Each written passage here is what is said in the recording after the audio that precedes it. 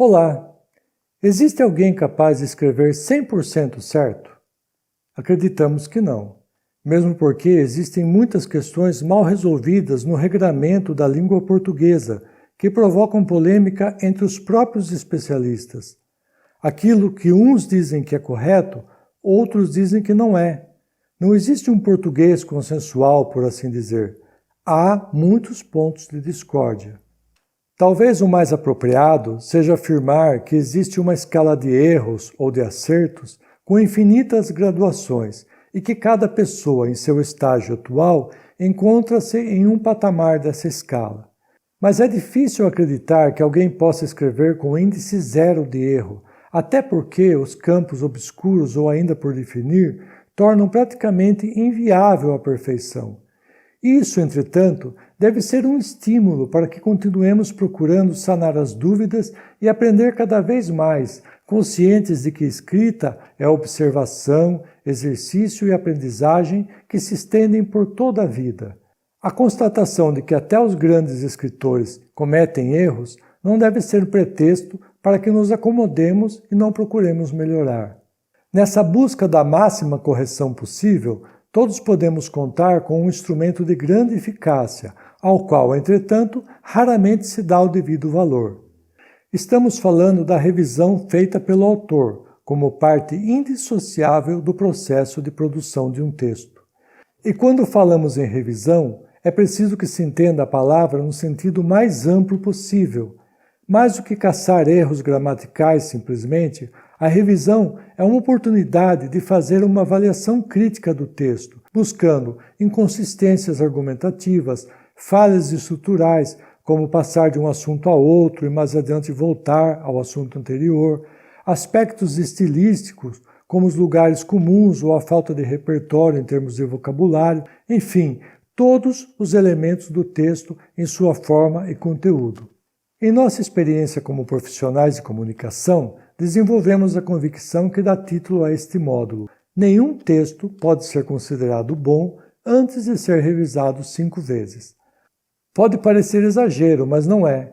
Na 5ª revisão, ainda é possível encontrar escorregões formais ou de conteúdo que escaparam às leituras anteriores.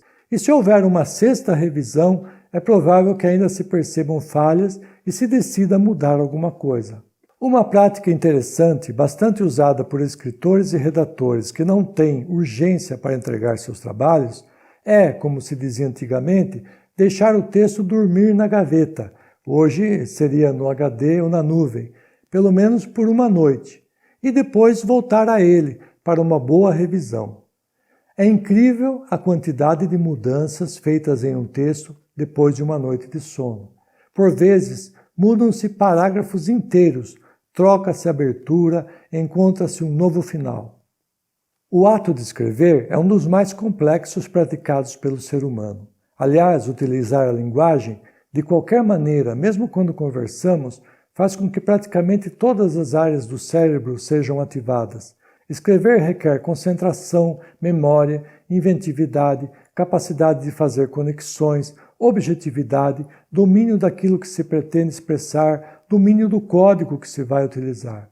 Isso, aliás, é explicado em termos mais científicos no site Meu Cérebro, do neurocirurgião Leonardo Faria. Veja o link na transcrição deste módulo. É muito difícil executar uma tarefa com tal grau de complexidade e atingir o máximo logo de saída. Ao redigir um texto, ainda que se tenha traçado o plano de voo a que nos referimos em módulos anteriores, e que se faça um esforço descomunal para chegar ao melhor resultado, é natural que ocorram erros, esquecimentos, redundâncias e outras falhas que passam despercebidas numa primeira leitura. A primeira versão de um texto nunca deve ser definitiva. Quem passa adiante um texto da forma como ele foi concebido, sem revisá-lo criteriosa e minuciosamente várias vezes, passa adiante erros e não dá o melhor de si. É claro que nem sempre é possível revisar 5 vezes aquilo que se escreve. Numa redação de portal noticioso, por exemplo, onde os ponteiros do relógio parecem avançar mais rápido do que o normal, por vezes o repórter só consegue fazer uma revisão e ainda assim apressada.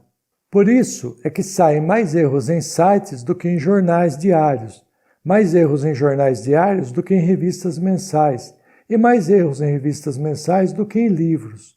É tudo uma questão de tempo.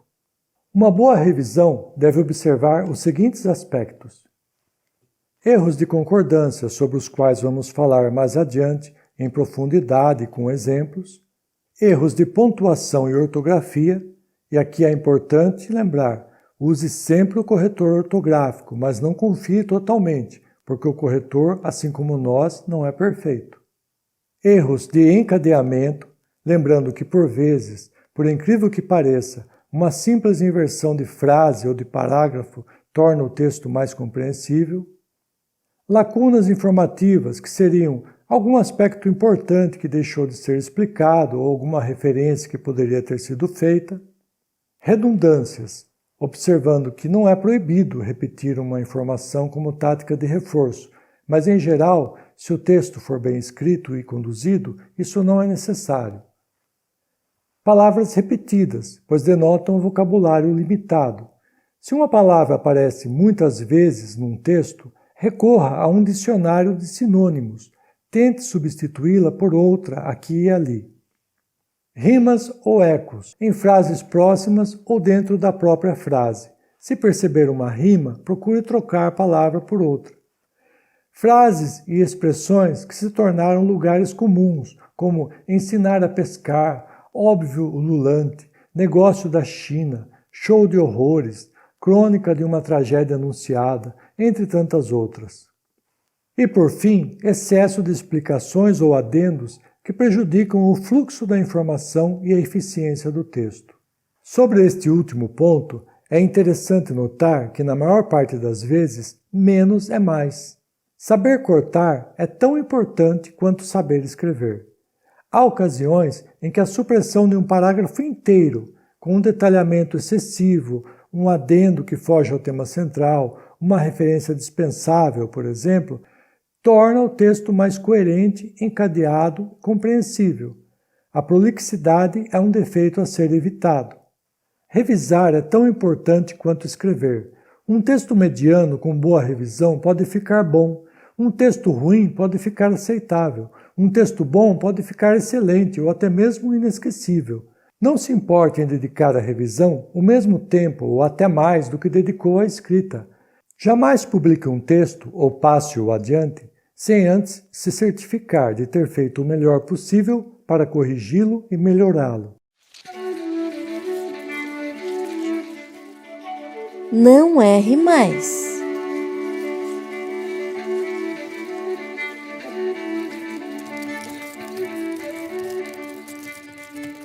Senão, uma palavra só equivale a caso contrário.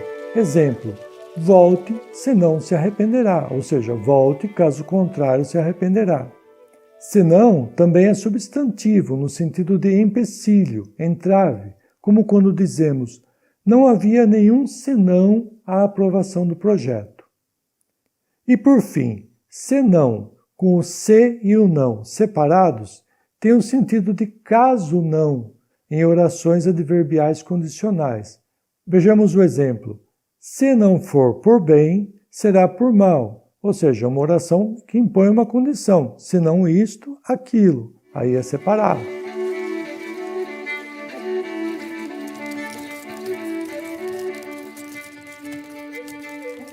O uso do este ou neste indica proximidade física, geográfica, cronológica, ou seja, de tempo, como nos exemplos. Este ano eu ganhei menos. Você gostou deste livro? Foi aqui neste mesmo lugar. Já o uso de esse, nesse, aquele ou naquele indica distanciamento, objeto distante ou ação futura passada. Exemplos: dê-me esse livro que está aí. Aquele foi um ano terrível para mim. Nesse ano, indicando o ano futuro, não o ano presente, quero comprar a casa própria.